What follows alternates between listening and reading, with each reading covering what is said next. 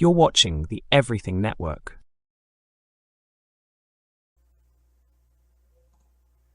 The Bonanno family entered the early 1970s with a broken chain of command. Joe Bonanno had been pushed out of New York power, his old authority damaged by exile, internal conflict, and commission politics. The family still had crews, earners, loyalists, narcotics men, bookmakers, and neighborhood power, but the top seat had become unstable. Men claimed pieces of authority. Some had old Sicilian standing, some had commission backing, some had crews that followed them personally. The organization did not collapse, but it no longer moved with one unquestioned voice. Paul Sciacca had held influence after the Bonanno split, but the family remained fragmented. Natale, Joe Diamond's Evola, then became the official boss. Evola carried old Castellamore's weight and had long underworld standing, especially in narcotics circles connected to the Bonanno network. His reign was short. He died of cancer in August 1973, leaving the family once again without a settled ruler at the exact moment Carmine Galante was nearing his return from prison. Philip "Rusty" Rastelli emerged from that confusion as the commission-backed answer. He was not the most theatrical man in the family. He was not the most feared narcotics figure. He was not the old Bonanno heir from the Joseph Bonanno bloodline. His strength came from a different place. Rastelli had allies among Bonanno captains, a base in Queens and Brooklyn, a long criminal record, experience in loan sharking and extortion, and the support of the commission. When the other New York families wanted order inside the Bonanno house, the distinction between boss and acting boss became one of the central realities of the Bonanno family in this period. Federal and state cases kept important men behind bars or moving in and out of court. A man could hold the title and still be physically removed from the street. Another man could lack official recognition and still gather real power. In 1974, at the Americana Hotel in Manhattan, the commission recognized Rastelli as the Bonanno boss. That decision gave him legitimacy. It did not give him control over Carmine Galante. Galante returned from prison with no interest in living under Rastelli's command. He had spent years in the narcotics world, built relationships with Sicilian traffickers, and carried a reputation for violence that made even serious mafia figures cautious around him. The commission could recognize Rastelli. Galante could still act as if the family belonged to him. That was the central conflict. The paper structure pointed to Rastelli. The fear structure began moving toward Galante. Rastelli's own past was already violent and unstable before the leadership struggle began. He had been born in New York in 1918 and came up through the city's underworld as a loan shark, gambler, and racketeer. His record included allegations and arrests tied to murder, extortion, gambling, and loan activity.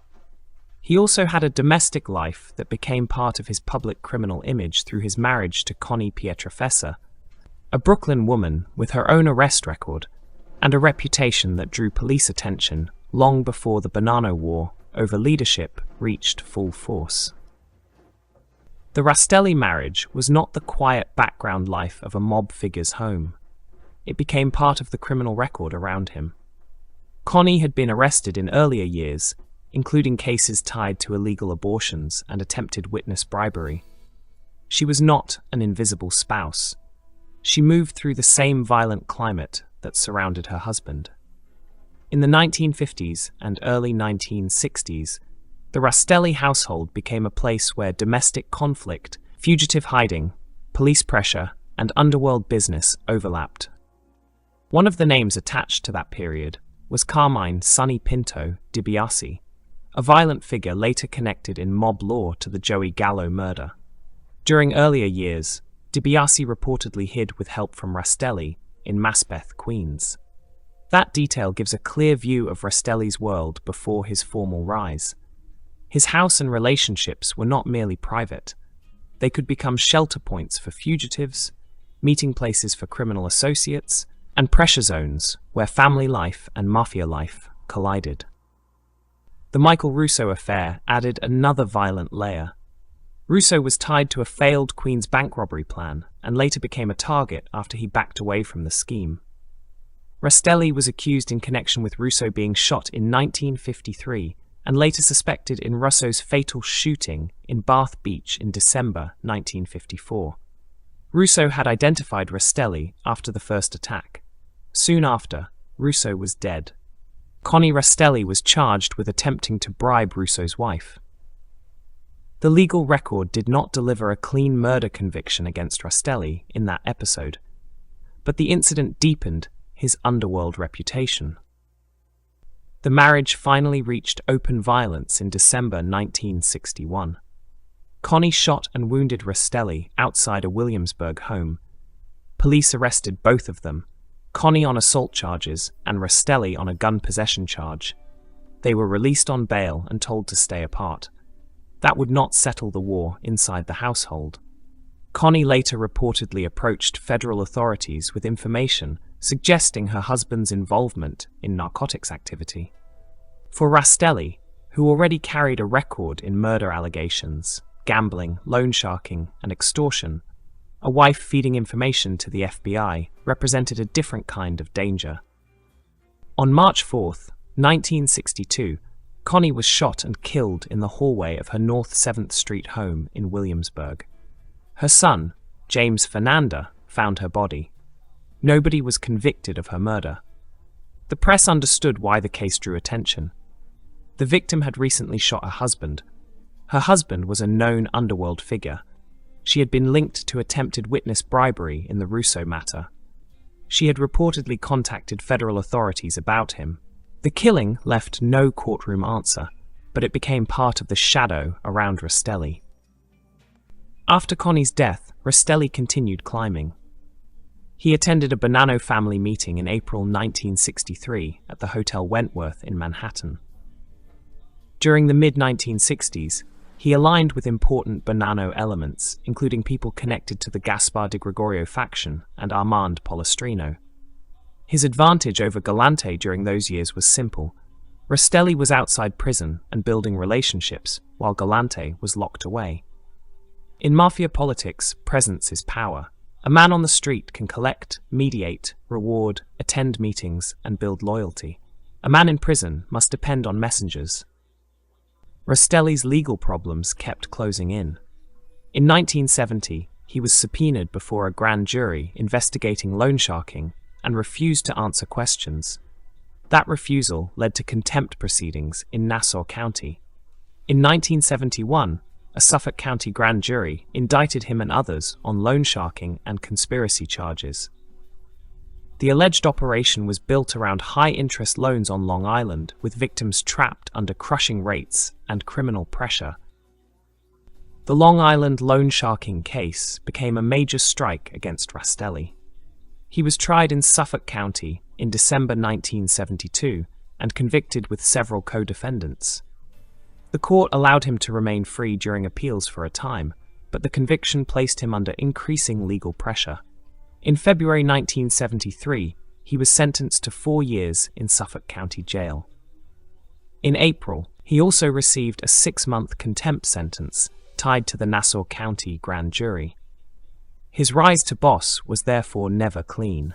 He was taking the top seat while cases were already pulling him toward prison. In January 1973, New York reporting described Rastelli as having a hidden interest in an after-hours club on East 60th Street known as the Zoo. Publicly, it operated as a juice bar without a liquor license. In practice, police treated it as a late-night drug and weapons problem. The place drew a fast, drug-heavy crowd and was shut down after a raid found narcotics and guns. By 1974, the site was no longer operating as the Zoo. The episode showed Rastelli's reach beyond old loans and neighborhood gambling into nightlife revenue and vice-adjacent business. The Zoo Bar also shows the texture of New York rackets in the early 1970s. Not every earning lane looked like an old social club or a union office. Some money moved through after-hours rooms, drug traffic, music scenes, late-night cover charges, private protection, and criminal ownership hidden behind front people. The mafia did not need to own every illegal act inside such places. A hidden piece of the business could be enough. A percentage, a partner, a debt, a protection arrangement, or access to customers. At the same time, another Bonanno figure held major importance, Nicholas "Nicky Glasses" Marangello. Nicky Glasses was a strong earner, a gambling figure, and a Galante loyalist. He ran a major sportsbook and loan operation connected to the Toyland Social Club on Hester Street in Chinatown. He also served as an important messenger and contact for Galante while Galante was imprisoned. In the confused Bonanno hierarchy of the early 1970s, some law enforcement information placed Evola at the top, Rastelli below him, and Nicky Glasses in a senior advisory role. Other accounts place Nicky closer to Galante's personal power structure. Nicky Glasses helps explain how Galante still had reach, even when another man held official recognition. Galante's power did not depend only on a title. It depended on loyalists, narcotics routes, gambling money, Sicilian contacts, and men willing to relay messages while he was inside. Nicky Glasses represented that bridge. He was not merely a background name. He stood near the line between formal Bonanno hierarchy and Galante's private command. Natale Evola's death in August 1973 opened the final door. Evola had been the official boss, but his death made the Commission's next decision unavoidable. Rastelli had support among Bonanno captains, and the Commission recognized him. In February 1974, the Commission confirmed Rastelli at the Americana Hotel. He had the chair. He had outside backing. He had enough family support to claim the office. But Galante had just returned from prison, and his ambition did not fit inside anyone else's structure. Galante's release changed the weather in the Bonanno family. He came home from federal custody with an old narcotics empire in mind, a violent record behind him, and little patience for commission decisions that blocked his own authority.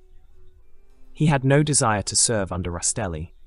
He believed power belonged to the man who could seize it. The family now had two centers, Rastelli, the commission-backed boss, and Galante, the feared returning power, who acted as if the title was his by force. The first strike hit close to Rastelli. James Fernanda, Connie's son and Rastelli's stepson, ran gambling activity tied to Rastelli in Williamsburg. On March 6, 1974, Fernanda was shot to death inside his Northside clothing outlet store on North 7th Street in Williamsburg. He was 41. His wife found his body hours after he had last been seen alive. He had been shot in the head multiple times. No weapon was recovered. Fernanda's murder was more than a personal loss inside the Rastelli household. It was a signal. Galante was newly released. Rastelli had just been recognized. Fernanda was tied to Rastelli's gambling money in Williamsburg. Removing him struck at Rastelli's revenue, his family circle, and his image of control. New York reporters quickly saw the timing and predicted a coming fight between Galante and Rastelli. The Bonanno family had entered a Cold War that could turn hot at any moment. Galante's method was pressure through subtraction. He did not need a formal vote to weaken Rastelli. He could take away earners, frighten crews, pull loyalists toward himself, and make men wonder who held real power. A commission title helps when other families respect it. It means less when a violent rival is killing near your personal circle and daring people to respond.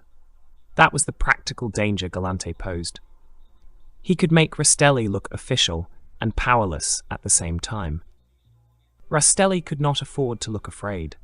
A mafia boss who looks afraid loses money before he loses his life. Crews begin holding back tribute.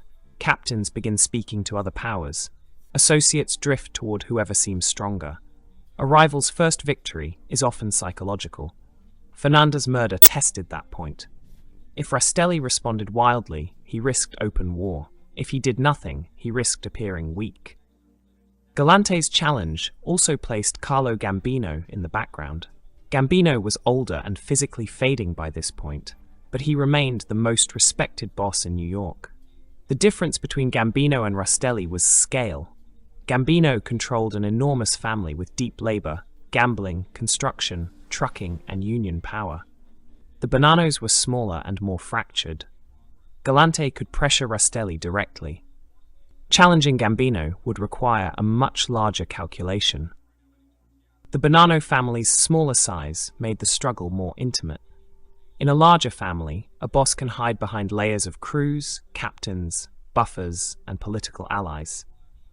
In the Bonanno family of the early 1970s, old grudges and personal alliances were closer to the surface. Men remembered the Bonanno split. They remembered Di Gregorio. They remembered Sciacca. They remembered Evola. They knew who had waited out prison and who had been free to build. Every new title had to fight against old loyalties. Rastelli's support inside the family came from men who preferred commission recognition and internal order. Galante's support came from fear, narcotics ties, and loyalists who saw him as the stronger force. Nicky Glasses stood as one of the key Galante men. Rastelli had captains who wanted him to succeed.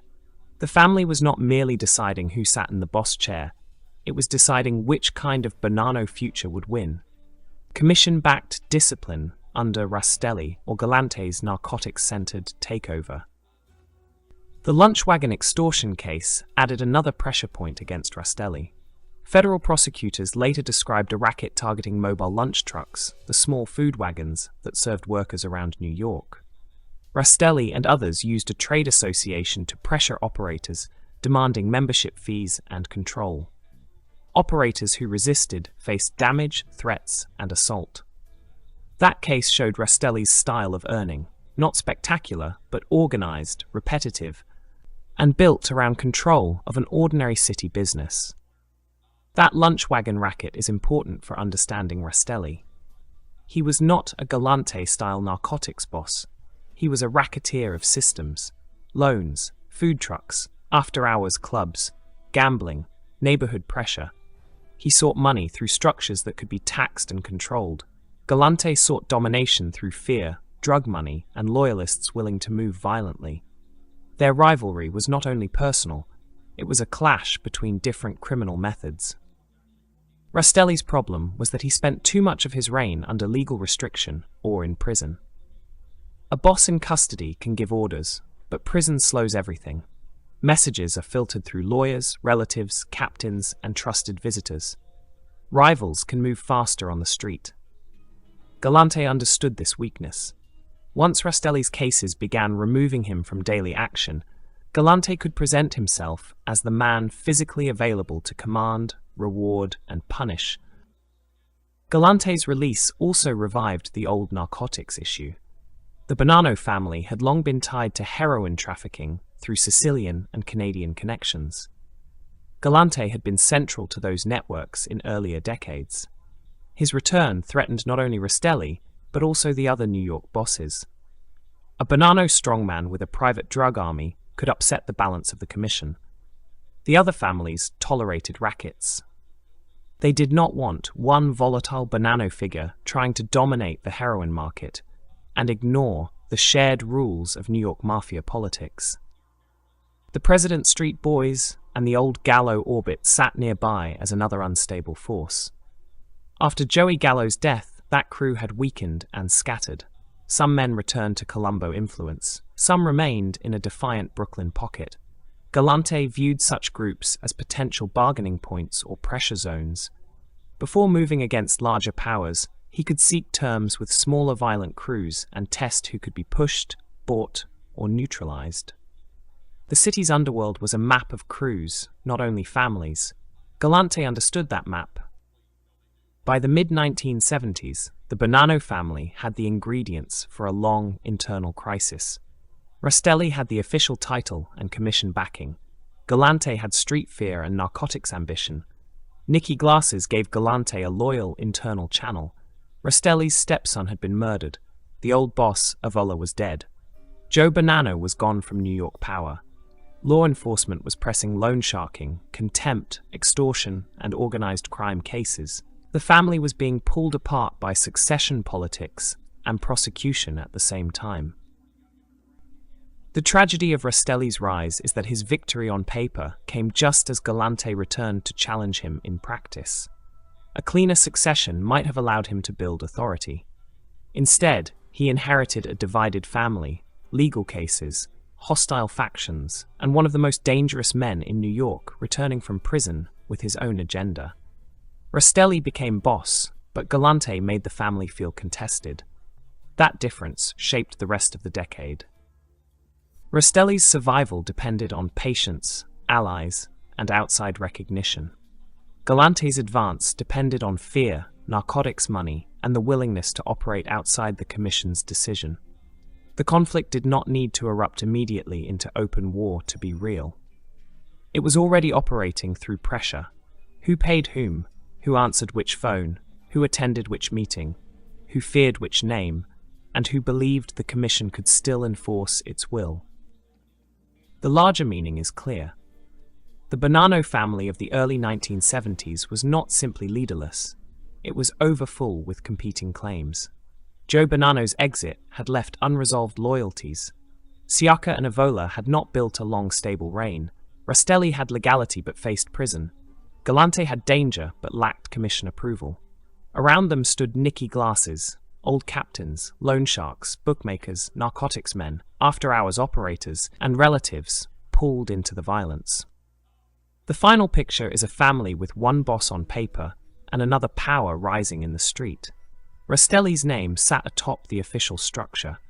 Galante's presence changed the behavior of men around him.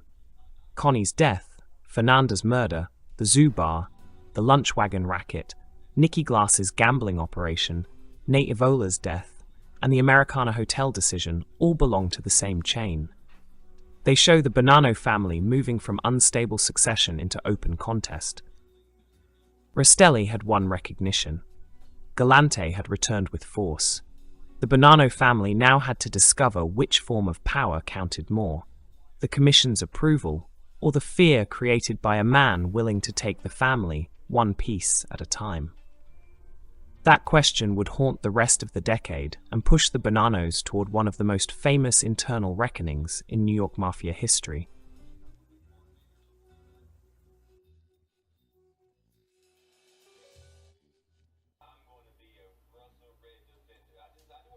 By 1974, Carmine Galante was no longer only a Bonanno problem.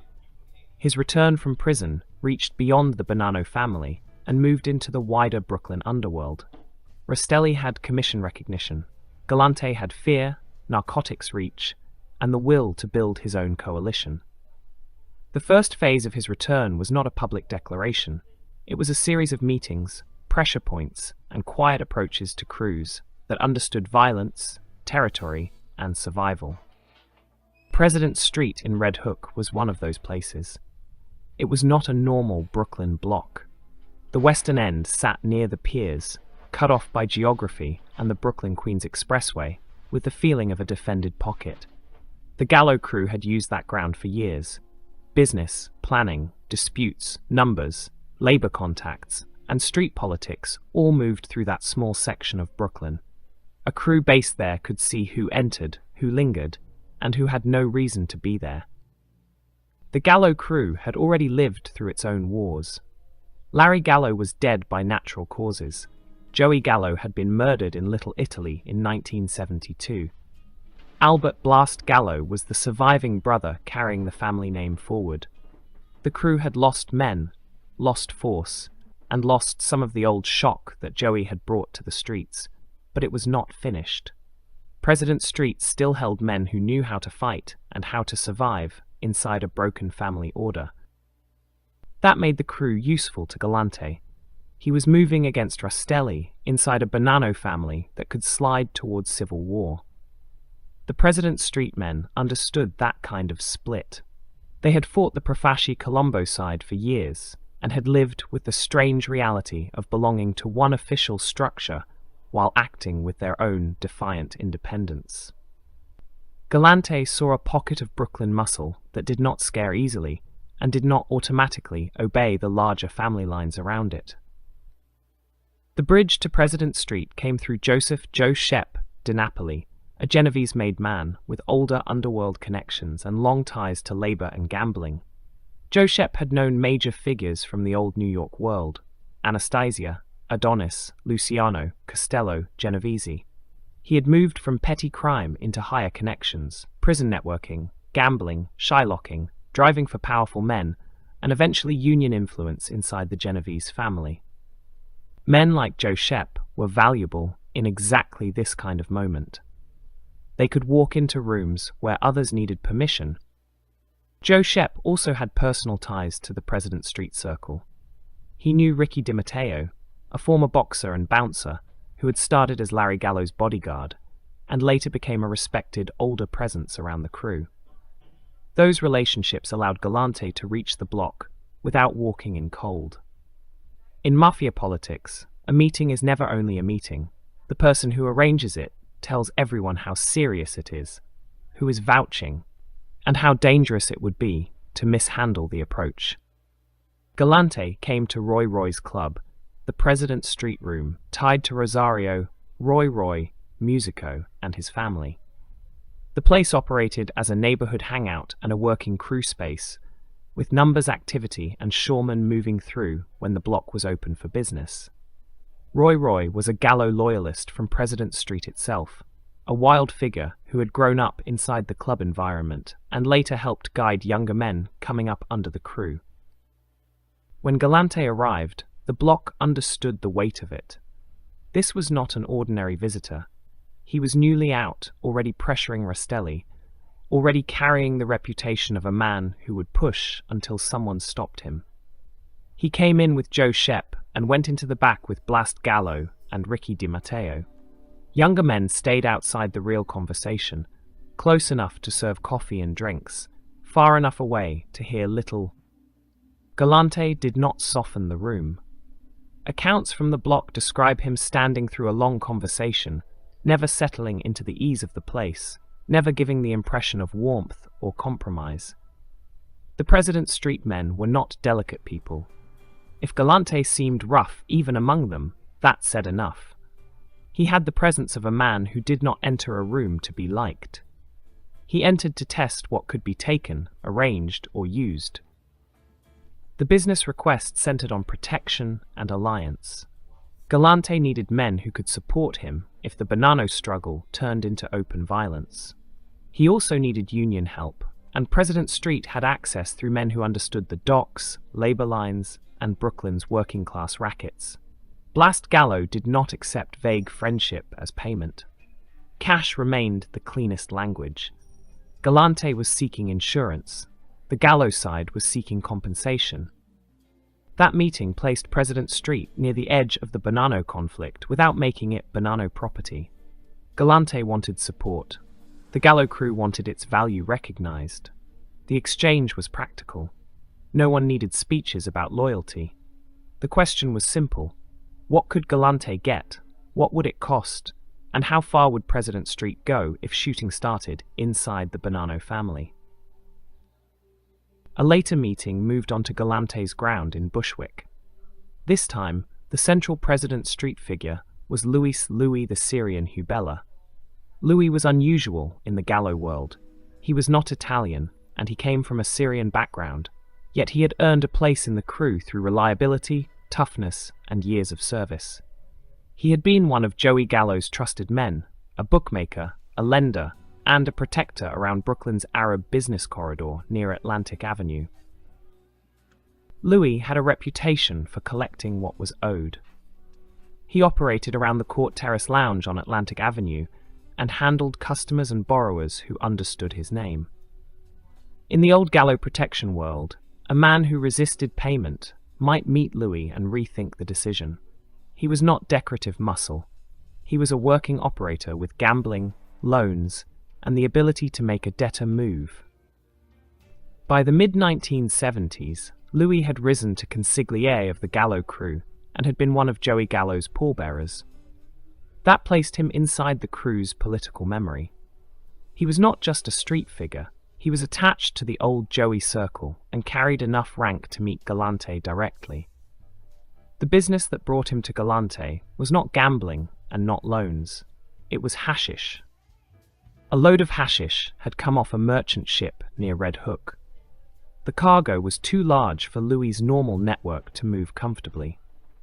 President Street could handle plenty, but this shipment required a distribution reach wider than the crew's own channels. Galante had exactly that reputation. Heroin was his main empire, but narcotics distribution of any large scale belonged to the kind of world where his contacts had value. The meeting took place at Joe and Mary's Italian-American restaurant on Knickerbocker Avenue in Bushwick. At the time, it was one more neighborhood Italian restaurant in a city full of them. Narrow from the street, deep inside, with a rear patio that offered open air and a lower risk of electronic listening. Years later, the same restaurant would become famous for Galante's own murder. In 1974, it was still part of his operating ground. Louis went in to make the approach. Younger escorts waited with Boldo Amato, one of the Sicilian men around Galante's Bushwick circle. The request was simple: move a large hashish shipment that President Street could not clear alone. Galante declined to take the load directly, but he knew where it could go. His cut was 20%. The arrangement showed his value, even when he did not personally handle the cargo. Galante could connect supply to distribution with one decision. That hashish meeting also revealed the shape of Galante's return. He did not only threaten Rastelli. He moved through crews, restaurants, union requests, narcotics connections, Sicilian loyalists, and Brooklyn intermediaries. He was rebuilding reach. Every sit-down added a thread. Every thread gave him more independence from the official Bonanno structure. Rastelli had the title. Galante was building practical power. President Street was under pressure from another direction at the same time. On September 2nd, 1974, Louis the Syrian was shot on the sidewalk near the block. 9 days later, Alfonso Punchy Iliano was shot at President and Columbia while buying lunch. Both survived, but the wounds were serious. Punchy carried lasting nerve damage. These attacks did not come from Galante's Bonanno struggle. They came from the continuing Colombo-Gallo conflict, with sniper violence still reaching into the President Street circle. The timing created a violent overlap. Galante was courting the Gallo men, while the Colombo War's aftershocks still struck them. President Street had to watch the Bonanno crisis, the Colombo threat, old Gallo loyalties, and outside requests all at once. A crew in that position could not afford to misread anyone. Every visitor, every car, every favor, and every meeting could pull the block toward another fight. September 1974 also brought movement inside the Bonanno leadership question. Nicky Glass's Maranghello was coming out of prison while Rastelli was moving toward confinement. Federal observers believed Nicky might become acting boss if Rastelli went in. That possibility made sense on paper. Nicky Glasses had senior standing, gambling money, and deep Bonanno experience. Yet his old loyalty to Galante complicated the entire structure. If he held acting power, whose interest would he serve first? Rastelli's official line, or Galante's rising campaign? The same month, federal observers saw John Gotti and Carmine Galante inside Humperdinck's Supper Club on Northern Boulevard in Bayside, Queens. Gotti owned the place. Galante was present. Federal agents also noted Rastelli entering the same club. The three men were not small names, and the room was not large enough to make their simultaneous presence easy to dismiss. If a serious discussion occurred, its substance remained unclear. The sight alone was enough to raise questions. Gotti and Galante had known one another from prison. That connection would interest investigators even without Rastelli in the room. Add Rastelli, Galante's official rival inside the Bonanno family, and the scene becomes stranger.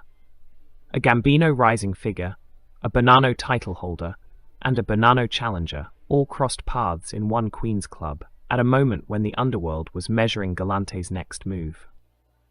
Humperdinck's later carried its own dark public history. In 1976, it became a disco known as Eliphas.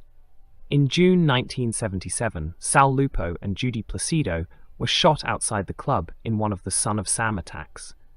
That later violence did not belong to the Bonanno conflict, but it gave the location an eerie second life in New York crime memory. The same site moved from mafia observation to serial shooting history within a few years. Galante's grand jury appearances added another layer to his public posture. 3 days after the Humperdinck sighting, he appeared before a federal grand jury in the Southern District of New York and refused to answer substantive questions.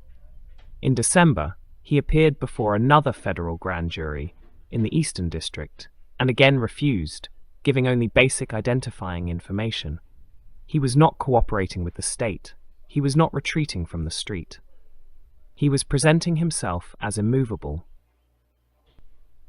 By the end of 1974, the underworld had reached a clear conclusion about Galante. He was going to keep pushing. He had returned from prison and immediately moved through the Bonanno dispute, President Street diplomacy, narcotics arrangements, union requests, Bushwick meetings, and federal silence. He was not waiting for permission from Rastelli. He was not acting like a man who respected the Commission's settlement. Rastelli's position remained vulnerable. He had Commission backing, but legal cases limited his movement. He had the official title, but Galante had presence. He had loyal captains, but Nicky Glasses and other men close to Galante complicated any clean chain of command. He had the office, but Fernanda's murder had shown that his personal circle could be reached. Rastelli's rule was real, yet contested from the start. Galante's danger came from the combination of patience and violence. He could attend meetings, arrange narcotics channels, seek labor favors, and cultivate allies. He could also remove people. That dual capacity made him harder to contain. Men who dismissed him as only a killer missed the political work. Men who treated him as only a political actor ignored the bodies that could follow. President Street's role in the larger conflict was limited but revealing. The Gallo crew was not becoming a Bonanno crew. It was weighing a deal with a returning power who needed insurance. Galante understood the value of independent Brooklyn fighters. The Gallos understood the value of being courted. Their own Civil War history made them useful advisors and possible auxiliaries in a Bonanno split. Louis the Syrian's hashish arrangement sharpened the connection. Galante was not simply asking for help.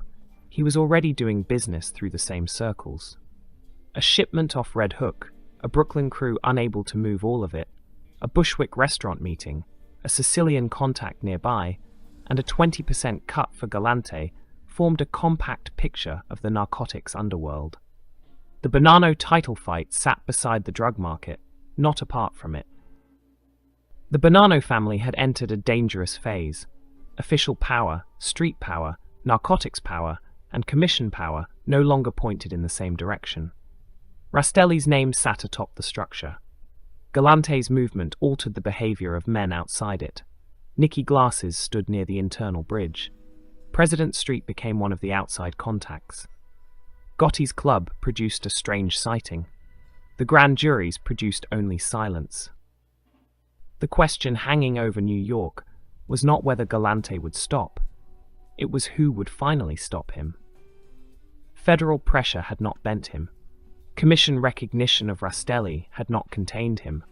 The murder of Fernanda had already marked his willingness to strike close. His visits to President Street and Bushwick showed his reach. His silence before grand juries showed contempt for the legal process. By late 1974, Carmine Galante had become the force everyone had to calculate around. By 1975, Carmine Galante moved through New York as if prison had only paused his life, not changed it. Federal observers watched his routine and saw the same old pattern returning. Clubs, meetings, private rooms, family events, business trips. One of his newer stops was in Bath Beach, where he was believed to attend card games and keep close company with Bonanno men who still treated him as a force. His favorite Brooklyn base became the Bath Beach Civic Association at Bay 11th Street and Bath Avenue. The place belonged to Anthony Old Man Sparrow, a Bonanno capo whose rooftop bird collection became almost as famous among investigators as the men coming through the door. The Bath Beach Civic Association was not only a neighborhood club, Federal agents tracked the comings and goings there and saw members and associates from more than one family. Gambino people came through. Genovese people came through. Colombo people came through.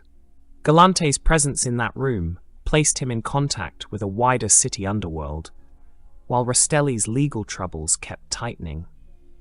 Bath Beach gave Galante a Brooklyn setting where he could be seen, respected, watched, and approached.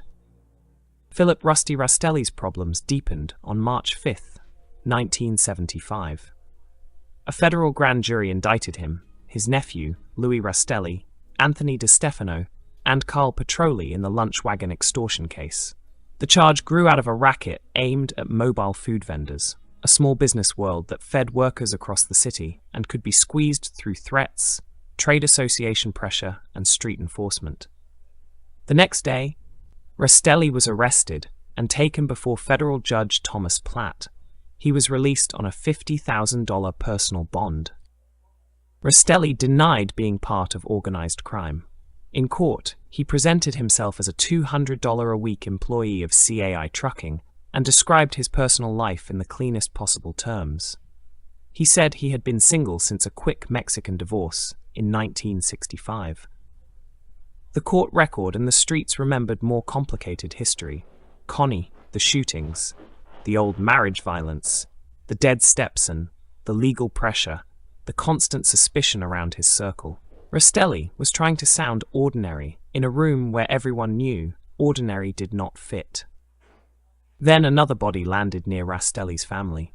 On March 16, 1975, Louis Rastelli was found dead with a .357 Magnum in his lap. The official ruling was suicide. On the street, official rulings did not end speculation. A year earlier, Rastelli's stepson, James Fernanda, had been shot to death in Williamsburg. Now his nephew was dead by gunshot during the lunch wagon case. Suspicion again drifted toward Galante, who was cutting into Rastelli's world, while Rastelli fought courts, appeals, and prison exposure. Galante's own legal scrape came later that month in Florida. On March 27th, he traveled to Hollywood, Florida, and checked into the Diplomat Hotel on South Ocean Boulevard, between Miami Beach and Fort Lauderdale. The Diplomat had ocean views, privacy, wealthy guests, and a long appeal for men who liked to meet away from New York pressure. Law enforcement understood its appeal too. Different agencies kept steady watch nearby, recording who arrived, who left, and which known criminals stepped through the lobby. Galante entered Florida as a man under supervision and failed to register as an ex-felon. A week after his arrival, Broward County Sheriff's Office organized crime agents arrested him after a tip from federal shadows. He did not resist. He posted $500 bond and gave Waverly Place in Greenwich Village as his address. On April 2nd, he appeared voluntarily at the sheriff's office and registered. Later that day, he returned to the Diplomat, checked in under his own name, gave an East 38th Street apartment as his address, and received room 110. Florida authorities wanted more than a registration violation. They searched for a way to put Galante back behind bars. What they had was thin, information that he might own stocks and bonds under the name Stephen Schwartz. Galante was too experienced to leave an easy handle. He could move through a resort hotel, handle business, correct the registration issue, and leave law enforcement with frustration instead of leverage. Rastelli had no such luck. On June 6, 1975, the last of his appeals collapsed. He was ordered to begin a 4-year sentence on July 8th. He did not run. He went in and continued working the only way a jailed boss could work, through relatives, trusted friends, and messengers. His brothers Marty and Carmine Rastelli helped carry communications. Joseph Charles Massino, then a trusted Bonanno soldier, also became one of the men used to relay instructions to the street. Massino's name would carry a much larger meaning later, but in 1975, he was still part of Rastelli's practical survival system. A boss in prison needs men who can hear, remember, deliver, and not panic. He needs family members with access and soldiers with discipline. Every message that leaves a prison passes through risk. Every delayed instruction gives rivals more room. Galante was free and moving. Rastelli was locked down and improvising. Galante's family finances also moved through a web of businesses and Canadian connections. He no longer spent regular time with his first wife and family, but he provided support. Money moved through the Alpha Investment Corporation in Dorval, Quebec, tied to Louis Greco, one of Galante's older Montreal partners. Another Canadian entity, Bonfire Limited on Delaine Boulevard in Montreal, appeared around the same family financial orbit. Years earlier, Anne had told authorities she owned half of ABC Pretzel Corporation on Kosciuszko Street in Brooklyn. Canada was never a side note in Galante's world. Montreal had long been tied to Bonanno narcotics history, Sicilian contacts, and northern roots. A corporation in Dorval, an older partner named Louis Greco, and a family support channel all fit the wider pattern of Galante's life after prison. He did not move as a man separated from his old roots. He moved through them, around them, and under names that could make simple ownership harder to pin down. On June 28, 1975, Galante's daughter Mary Lou married Craig Trobiano at Our Saviour Catholic Church on Park Avenue in Manhattan. The ceremony took place at 3 in the afternoon. Afterward, guests moved to the Pierre Hotel at East 61st Street and 5th Avenue, one of the city's luxury landmarks across from Central Park. Cocktails were served in the Regency Room, dinner in the Cotillion Room. Around 160 guests attended, a small number by mob wedding standards, but the line of men paying respects to Galante gave the room its real meaning. The Pierre carried its own criminal memory. 3 years earlier, in 1972, it had been the site of a legendary hotel robbery, measured in tens of millions of dollars and linked in reports to Luchese world operators. Now Galante stood inside the same hotel, receiving attention as if the Bonanno title question had already been settled in his favor. Weddings in this world were never only family events. They were attendance sheets, loyalty tests, status displays, and quiet declarations of who still had to be acknowledged. That summer, Galante went west. In August 1975, he flew to Los Angeles and met with men tied to the Southern California adult film business. The 70s had turned pornography into a national cash machine. Theaters, bookstores, distribution chains, production companies, and layered corporate fronts that made ownership difficult to trace. The business had become organized in a way that resembled a rough, illegal version of Hollywood. Production, distribution, theater access, and front company paperwork created opportunities for anyone who could control supply and collect from the edges. The Gambino family already had major influence in that West Coast market through Ettore Tony Russo Zappi, a former Gambino bodyguard operating from North Hollywood. Galante's man in that space was Michael Mickey Zaffarano, who was pushing into the business. Anaheim law enforcement sources later indicated that Galante wanted his own piece. He also had a larger idea, pulling Lucchese and Colombo men on the West Coast into a separate structure that he would dominate. That was Galante's ambition at full size, not simply taking a percentage, but imagining a new family under his shadow. The California trip also placed Galante under federal eyes in places that looked almost absurd beside his reputation. He visited Disneyland while agents followed. He walked through the park in casual clothes, stopping at payphones through the day, mixing public leisure with suspected business calls. He moved along Main Street, tried the go-karts, and kept the same restless rhythm he showed everywhere else. Even in a family amusement park, Galante could turn the day into motion, contact, and communication. His western run did not stop with Los Angeles. He made stops in Reno and Lake Tahoe, places where gambling money, resort traffic, and criminal influence had long overlapped. By late August, he was back east for a niece's wedding in Wethersfield, Connecticut, at the Church of the Incarnation on Prospect Street. While the wedding took place inside, federal agents stood outside collecting license plate numbers. Galante traveled through family ceremonies, resort towns, and criminal markets with surveillance close behind him.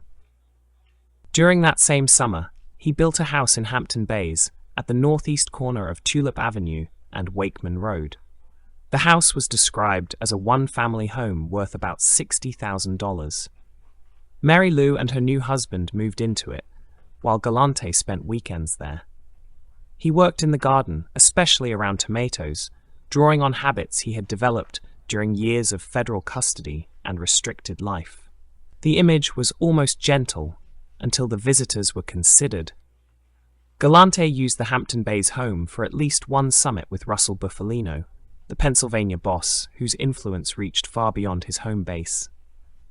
Galante and Cousin Mo hosted Bufalino there. A garden house in the Hamptons became a place where older mafia power could meet away from the heavier streets of Brooklyn and Manhattan.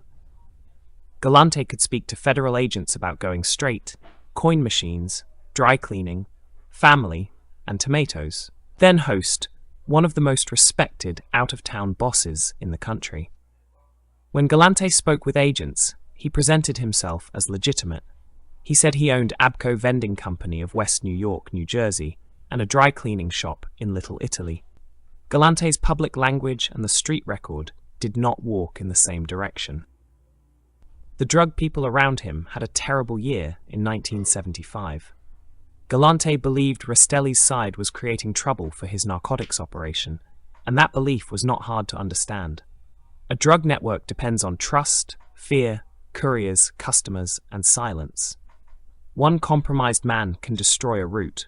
One exposed indictment can scare everyone above and below it. Once men start thinking someone may cooperate, every friendship becomes a threat. On September 7th, 38-year-old Carmine Consalvo, Galante's godson, plunged from the balcony of a 24th-floor luxury apartment in Fort Lee, New Jersey. He had been indicted in a heroin importing conspiracy valued at $30 million. A man in that position could save himself by talking. Whether Consalvo jumped, was pushed, or was given no meaningful choice, he did not become a witness. His death removed a potential source of federal damage from Galante's narcotics orbit. 2 months later, another Galante loyalist was cut down. Mario Panicoli, 27, from Staten Island, was murdered in Brooklyn on November 11th, 1975. Panicoli had been on his way to court, dressed in a black suit and tie, ready for jury selection in a murder case tied to cigarette smuggling. He was accused in the killing of bartender Eugene Glavick during a violent dispute that had started with hijacked bootleg cigarettes. Before the court could try him, the street did. The cigarette case had started earlier that year. A truckload of bootleg cigarettes was hijacked in February 1975. John Consalvo and Joseph Doria were identified in reports as the hijackers. Less than 24 hours later, Consalvo was shot 5 times inside Club 24 at 86th Street and 24th Avenue in Bensonhurst. Panicoli was accused of firing the shots. Glavick, the 27-year-old bartender who tried to help, was shot dead. Only hours after that, Doria was found dead in the woods on Staten Island. Panicoli's own murder was brutal and public. He was driving along Bedford Avenue between Glenwood and Farragut Roads near Brooklyn College at 9 in the morning when gunfire shattered the windshield. Wounded, he got out and ran. The shooter, described by witnesses as a young man wearing a fur cap, dropped to one knee, held the pistol with both hands, and fired repeatedly. Panicoli fell in front of a home. The gunman stood over him and fired the last rounds into his head before leaving on foot toward a waiting escape route. The Panicoli killing removed an alleged Galante hitter before trial. It also showed the speed at which street problems could outrun the courthouse. Panicoli had a record reaching back to his youth and had moved into the violent side of Galante's world. Once he faced trial, he carried risk. A defendant under pressure can become unpredictable. Dead men do not testify, bargain, panic, or change sides. The Consalvo name appeared again in December 1975. Frank Consalvo, Carmine Consalvo's younger brother, fell from a 5th-floor window of a Little Italy tenement. Frank had once been the driver bodyguard for Gambino underboss Neil Delacroce. That connection pulled the Galante-Gambino tension into view. In street interpretation, Frank's death read as a message from Galante toward Neil, a reminder that old hatred and new pressure still traveled through people around them. Other bodies appeared around the same period. A gambling operator known as J.J. Frankel was killed. In the first week of October 1975, 2 corpses were found in an abandoned vehicle in Dyker Heights, Brooklyn, on 80th Street between 10th and 11th Avenues. Each body had been wrapped in a blanket, tied with cord, and shot in the head. The van had been reported stolen from the Bath Beach edge nearby. The bodies were identified as George Adamo of Brooklyn and Charles LaRocca of Jackson Heights, Queens. Adamo and LaRocca carried the strongest defection signal in the year. They were known cocaine dealers who had recently left the Gambino side and pledged allegiance to Galante. Police also suspected them in the fall of Carmine Consalvo from the Fort Lee balcony. Their bodies were found near the home of Alphonse "Ali Boy" Persico, a Colombo captain whom police believed leaned toward Galante. The placement, timing, and identities turned the double killing into an underworld reply. Men could defect to Galante, but the rest of New York could answer. Those defections revealed how far Galante's ambition had traveled. He was not only pulling Bonanno loyalists, he was attracting men from Gambino-connected circles and cocaine markets. To supporters, that made him look like the stronger future. To enemies, it proved he was trying to build power across family lines. A Bonanno claimant taking in defectors from the Gambino side was no small irritation. It was a direct challenge to the order that Carlo Gambino and Neil Delacroce had every reason to protect. Carlo Gambino died in October 1976, and the city shifted again. His funeral in Brooklyn drew heavy attention, and his passing removed the most careful elder power from the board. Law enforcement could not easily tell whether the Bonannos remained one family or had become a split force with rival centers of command. Rastelli's lunch wagon trial moved forward in January 1976, while he was already incarcerated. He stood trial with Anthony DiStefano and Gary Petroli after Louis Rastelli's death had removed him from the case. The trial lasted several months. All 3 were convicted. At sentencing, Judge Thomas C. Platt asked Rastelli whether he wanted to speak. Rastelli said he had never thought he was doing anything wrong. The judge did not accept that version of events. Rastelli received 10 years added to the sentence he was already serving, along with a $50,000 fine. That sentence tightened the prison wall around the official Bonanno boss. The longer Rastelli stayed locked away, the easier it became for men outside to treat Galante as the working power. A title could survive in prison, but the street still needed answers. Money still had to be collected. Disputes still had to be settled. Crews still had to know whose name carried the greater risk. With Rastelli inside, Nicky Glass's Marangello took control of Teamsters Local 814, the union structure closely tied to Rastelli's power. That move showed how Galante's side could step into openings created by Rastelli's imprisonment. Nicky Glass's was not only a loyalist or a messenger, he could occupy practical power centers.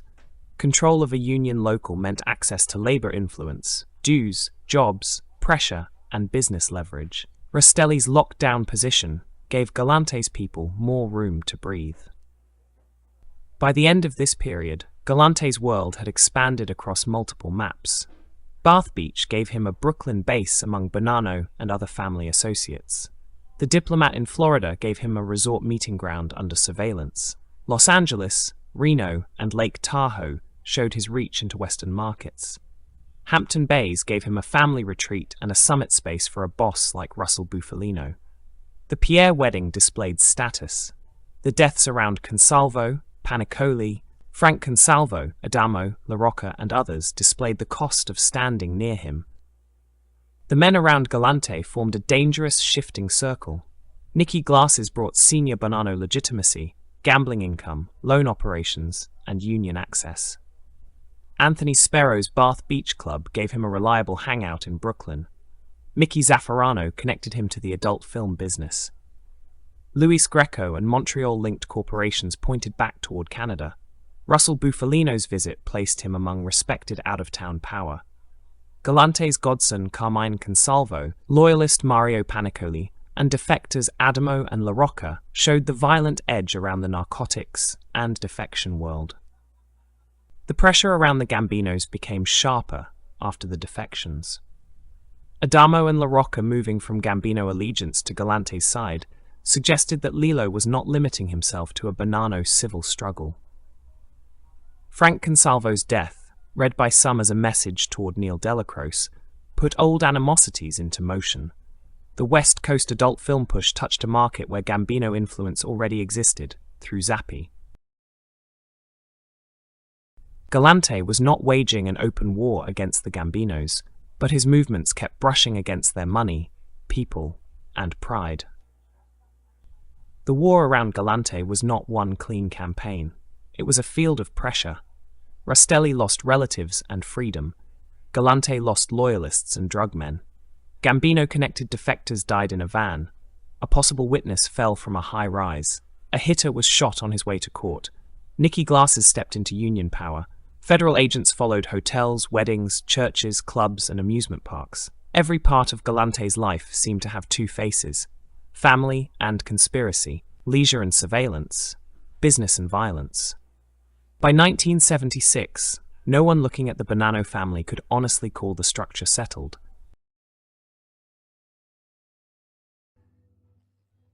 You're watching the Everything Network.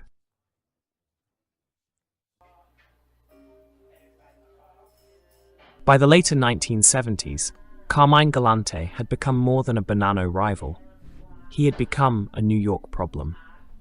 The issue was not only that Philip Rastelli held the official crown, while Galante moved as if the family already belonged to him.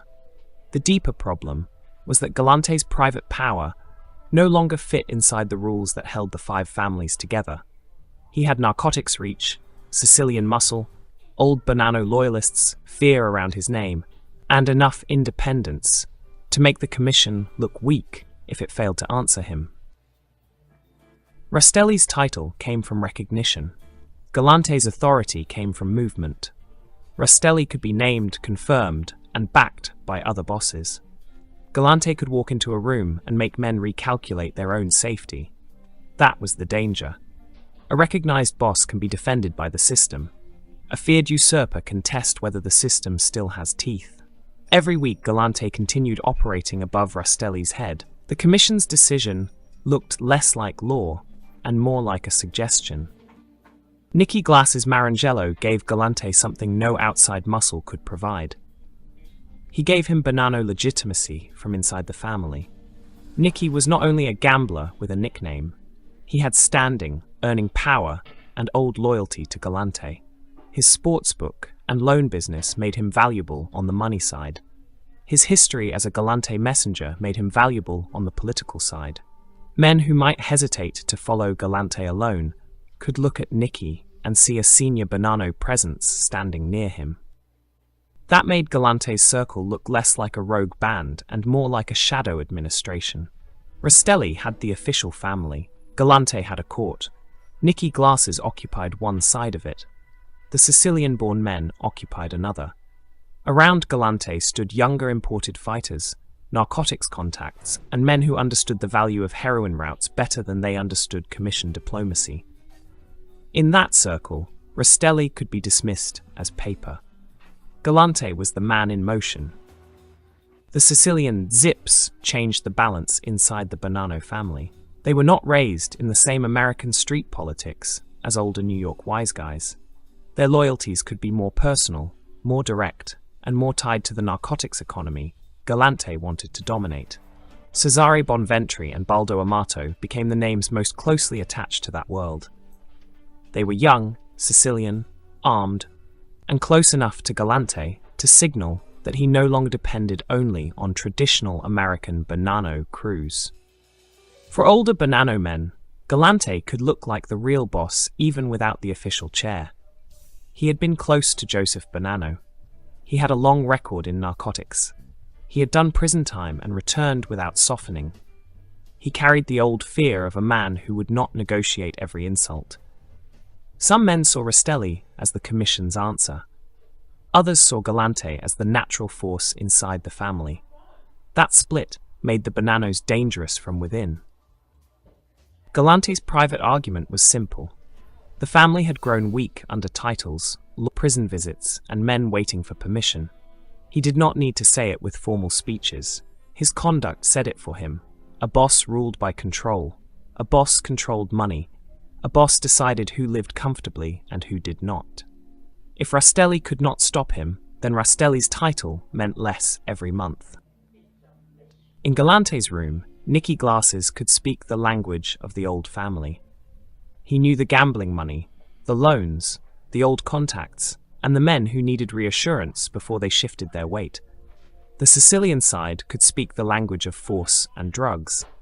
Together, they gave Galante two forms of leverage: senior Bonanno recognition and young armed loyalty. That combination made him harder to isolate. Rastelli's problem was not only Galante's ambition, it was distance. Prison and legal pressure weakened any boss who needed to answer challenges quickly. Orders moved through trusted men. Messages passed through layers. Every delay gave Galante more room. A boss in custody can still command, but the street rewards the man who appears in person, settles disputes, hands out opportunity, and creates fear immediately. Galante had that advantage. The Commission read the situation differently from Galante's supporters. To them, Galante was not a heroic return. He was a threat to the architecture of New York.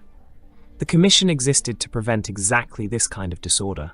One man ignoring a recognized boss, building private power, stirring narcotics competition, and daring other families to accept it. If Galante could overrun Rastelli without consequence, then every imprisoned boss, every weakened boss, every disputed family seat could be tested by the next violent challenger.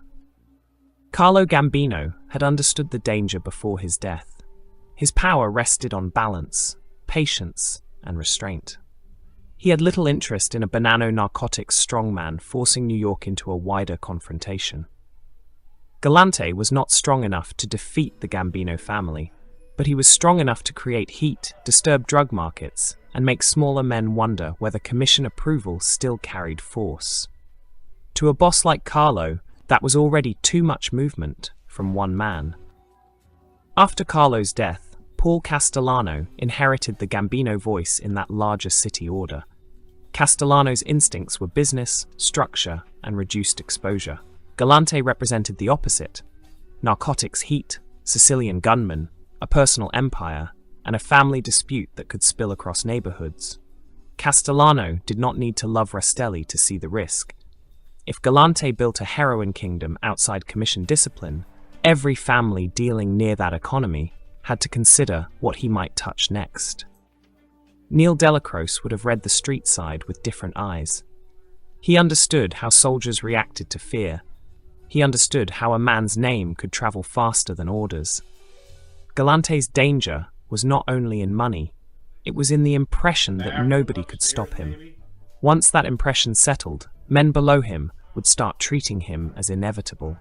In mafia politics, inevitability can become power before a formal vote ever happens. The Genovese side saw the matter through discipline. Frank Thierry's name is often placed near the consensus building against Galante. The Genovese family did not need a Bonanno civil war dragging attention across New York. They also did not need a heroin operator acting as if his drug power placed him above the Commission.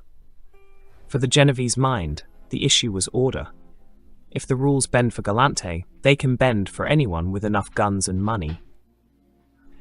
Tony Duck's Corallo and the Lucchese interest would have understood the same arithmetic. The Commission was not a social council. It was a governing board for criminal peace, dispute settlement, and profit protection. A man who ignored the board weakened the board. A man who built power through heroin while refusing to share or submit threatened not only one boss, but the system that allowed all bosses to sit above their crews. The Colombo side had its own war memory. The Colombos knew what internal faction violence could do to a family. They had lived through the Gallo challenge and the Profaci-Colombo conflict. A Bonanno split under Galante could pull in outside crews, old allies, and younger men eager for rank. The commission did not need another family bleeding across Brooklyn. Galante's ambition looked like the beginning of exactly that. The Gambino pressure sat underneath all of it. Galante's narcotics ambition reached into markets and relationships that could not stay neatly Bonanno. Heroin money crossed family boundaries through suppliers, wholesalers, street distributors, protection, transport, and laundering. A Bonanno strongman using Sicilian roots could make Gambino people lose money, lose control, or face federal pressure for disputes they did not start. A direct war with the Gambinos would have been reckless. A drug challenge that cut into their influence was dangerous enough. Galante's supporters saw that same pressure as proof of strength. A man feared by the Gambinos, watched by the Genovese, hated by Rastelli's people, and still moving through New York could look larger than his official position. Younger men could mistake isolation for independence. Narcotics men could mistake cash flow for sovereignty. Sicilian loyalists could mistake closeness to Galante for protection against every other power. Nicky Glasses stood at the center of that illusion. He could help Galante appear rooted inside the Bonanno family rather than floating outside it. He knew how to speak to older men who had no desire to take orders from young Sicilians. He also knew that Galante's rise could elevate everyone near him. If Galante became the accepted power, Nicky's loyalty would not be a liability. It would be proof that he had chosen the winning side early. Mike Sabella also belonged in that wider Galante lane. His name appears in accounts as a Bonanno capo and Galante supporter, one of the men near the old loyalist orbit. Men like Sabella made Galante's side look less like one man with bodyguards and more like a faction. A faction can survive pressure longer than a lone claimant. It can collect money, deliver messages, shelter supporters, and hold a place inside family politics even when the official boss opposes it. Leonard Coppola represented another kind of loyalty. He was not merely near Galante at the end, he was one of the men close enough to die beside him. Giuseppe Turano, Galante's cousin and the restaurant owner, also died in the same attack. Those deaths showed that Galante's circle included men tied by blood, loyalty, business location, and presence.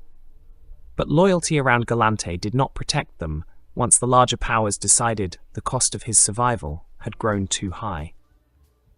The Commission's private calculation turned on one question: could Galante be managed? If the answer was yes, then he could be contained through titles, warnings, tribute, and political pressure. If the answer was no, the old rules gave only one solution. By the late 1970s, the answer had become clear to the men above him. Galante would not accept Rastelli. He would not submit to the ordinary chain. He would not treat heroin as a shared concern. He would not let the Commission's word outrank his own will. Rastelli's side needed that answer. From confinement, he could not fight Galante alone on the street. He needed the other families to treat Galante not as a Bonanno internal nuisance, but as an illegitimate force. Joseph Massino's later rise begins near this climate. Men loyal to Rastelli understood that Galante's removal would not only save Rastelli's title, it would decide who had the right to define the Bonanno family after years of fragmentation. The approval to kill a boss, or de facto boss, could not be casual. The Commission had long claimed authority over such decisions. A murder without approval could bring death to the murderer. That rule protected the hierarchy. Galante's case turned the rule in the other direction. If the Commission approved the move, then killing him would not be rebellion. It would become enforcement. That difference separated a mutiny from a sanctioned execution. The irony was severe. Galante had built a reputation on fear. Fear brought him close supporters, cautious observers, drug contacts, and men who treated him as a force larger than the office he lacked. But fear also unified his enemies. Rastelli needed him gone. The Gambino and Genovese sides wanted the balance restored. Other families wanted commission discipline protected. Some Bonanno men wanted their own future freed from Galante's shadow. Fear had made him powerful, then made him removable. The Sicilian bodyguards became the final symbol of his miscalculation. Galante trusted men who seemed outside the American political swamp, men tied to the newer narcotics future and the hard Sicilian image he favored. Yet the American Commission could reach the Sicilian side too. Once the decision moved through the proper channels, even Galante's closest protection could be neutralized. A bodyguard who does not move is not protection. A loyal ring that opens at the fatal moment is worse than no ring at all. The meeting logic was colder than street anger. No boss needed to shout. Castellano could look at exposure. Thierry could look at discipline. Corallo could look at precedent. The Colombo voice could look at the danger of another family war. Rastelli's men could look at survival. Neil could understand what the soldiers would say if Galante lived another year unchecked. Every angle led back to the same conclusion. The city could absorb one dead claimant more easily than it could absorb a Bonanno family ruled by an uncontrolled heroin power. Galante's own mind likely read the situation in reverse. He had survived prison. He had returned to New York. Men feared him. Nicky Glasses stood near him. The Zips guarded him. Narcotics money moved around him. Rastelli was limited. The commission had not stopped him yet. To a man like Galante, delay could look like weakness. In reality, delay can also mean consensus forming behind closed doors. By 1979, the question was no longer whether Galante was dangerous. Every serious power had already answered that. The question was whether any future Bonanno order could exist while he lived. Rastelli could not rule with Galante acting as the real boss. The commission could not enforce its authority with Galante ignoring it. The Gambinos could not accept a drug challenge that kept expanding without permission. The Genovese side could not let one man teach the city that force outranked the board. Joe and Mary's became the place where that political decision turned physical. Galante sat with Leonard Coppola and Giuseppe Turano. Baldo Amato and Cesare Bonvanto were present and survived. Gunmen entered and ended the Galante problem in the open. The killing was not only a murder, it was a message delivered through bodies. Rastelli's crown would stand. The commission's approval still governed death at that level, and Galante's private empire had reached its limit. Nicky Glasses lived, but his position changed. The Galante faction had lost its center. Men who had seemed valuable under Lillo now had to be measured by the new order. Some were reduced, some adapted, some remained useful. But the Shadow administration no longer had the one figure who made it dangerous. Without Galante, loyalty to Galante became a problem to survive, rather than a path upward. The Bonanno family did not become stable after Galante's death. The opposite happened. His removal solved the immediate commission problem and opened the next internal struggle. Rastelli's loyalists, rival captains, Sicilian factions, and younger rising men still had to sort out the family's future.